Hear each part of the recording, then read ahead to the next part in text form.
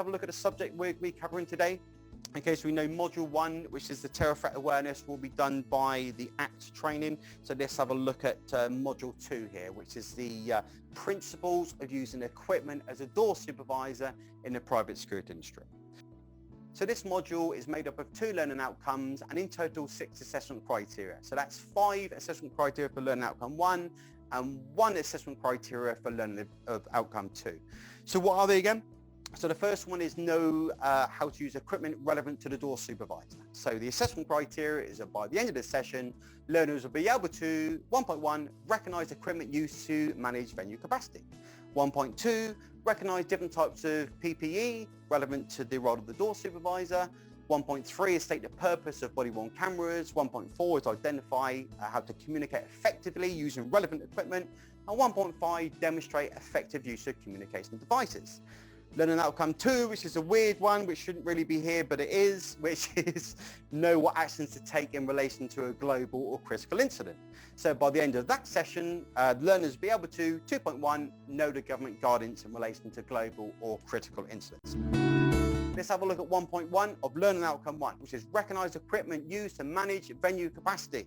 So as a licensed door supervisor for the past X amount of years, how have you managed to control the capacity of the club or the pub you've been working at?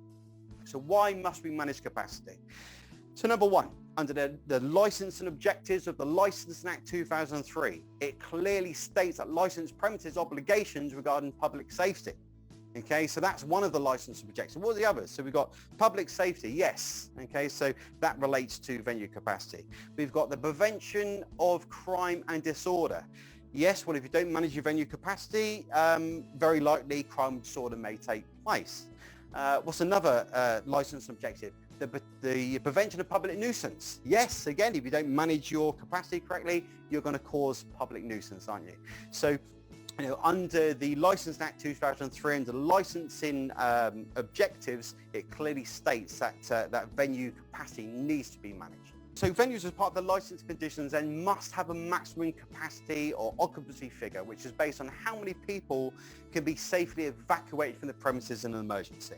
Okay, so the venue itself may be huge, but if it's not, but obviously the capacity is not based on the size of the venue, it's based on how quickly the venue can be evacuated and of course sanitation facilities as well. So I remember the days back before licensing when it was actually just down to the licensee, you know, and in relation to capacity, you know, you would have a capacity there and the licensee would come out and go, how many we got in? We're like, oh, you're at capacity. Oh, let another 15, we've got plenty of room here, or let another 100, we've got room in there. It's like crazy, right? But, you know, it is what it was, you know, and you know, you had to abide by it, you know, or you'd end up, you know, losing your job. One of the benefits of the SIA, and of course us being licensed now, is of course we also, you know, we also need to abide as well. So it's not just a case of taking the licensee's word for it. We can actually go against that, of course, if it puts everybody at risk.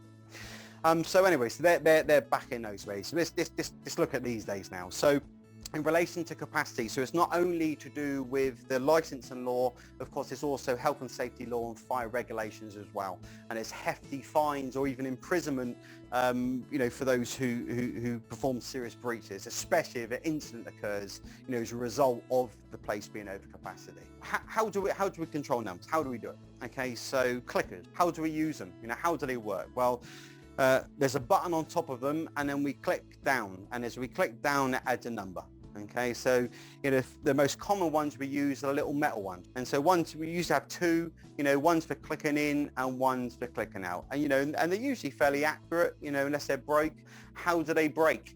Usually on quieter nights, they're swung around the door supervisor's finger, you know, and or radio, and then they they come flying off on the floor. Yeah, so you shouldn't be. Make sure you take care of your clickers.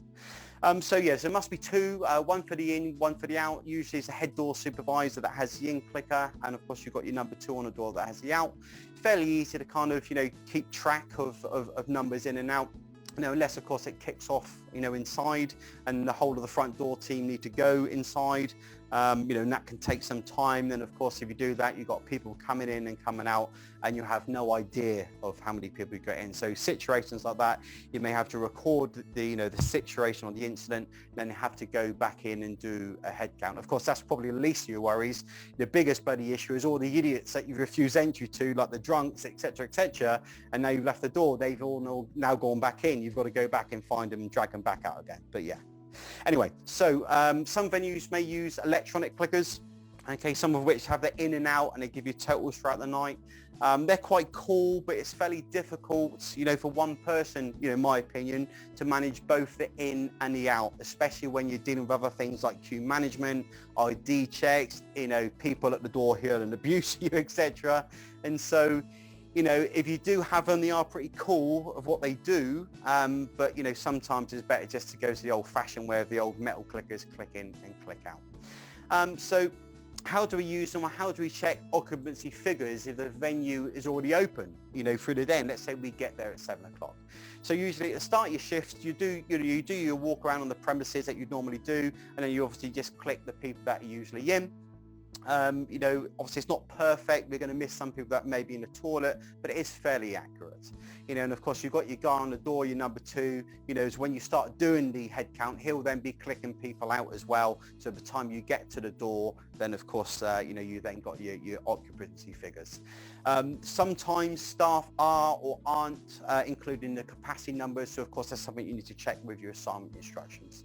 And so, when you start the shift, go around, do the head count. At the same time, you're checking for people that need to leave, drunk, underage, etc., etc.